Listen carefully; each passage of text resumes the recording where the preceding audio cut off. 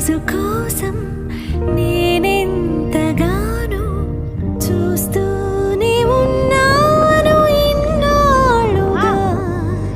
మౌనాలు అన్నీ మాట్లాడుతుంటే కనువిందుగా ఉంది తొలిసారిగా. అపురూపమేగా నాకీ క్షణాలు దాచేసుకుంటాను జ్ఞాపకాలు.